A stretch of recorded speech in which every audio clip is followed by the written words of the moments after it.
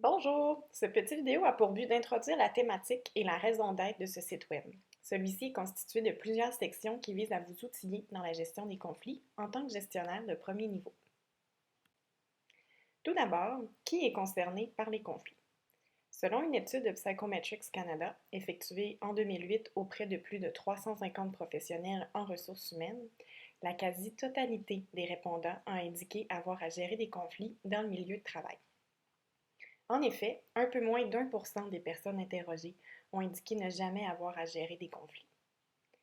Lorsqu'ils ont été questionnés sur la responsabilité ultime de la prise en charge des conflits, les 2 tiers des répondants ont indiqué tout le monde. Il ressort de cette étude que nous sommes tous confrontés à des conflits à un moment ou à un autre de notre carrière. C'est donc sans surprise que la même étude indique que pour plus de 99% des répondants, les compétences de gestion des conflits est importante. Malheureusement, plus de 80% des participants ne considèrent pas que les gestionnaires sont efficaces dans la gestion des conflits. L'amélioration de ces savoirs apparaît donc pertinente et requise.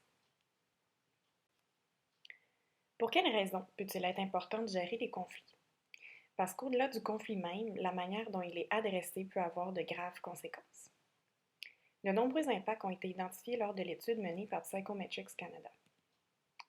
Des cas d'absentéisme et de maladie, des démissions et des congédiements, ainsi que des attaques et insultes au sein d'équipes ont été notés comme des impacts négatifs.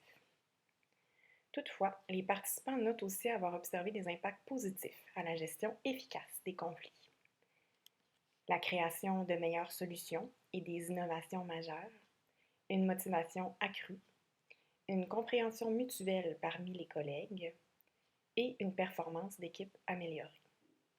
De plus, Jess Koch, dans une vidéo TED traitant des apports des conflits productifs au milieu de travail, notait également que ceux-ci démontrent un engagement de la part des employés envers leur travail et leurs collègues.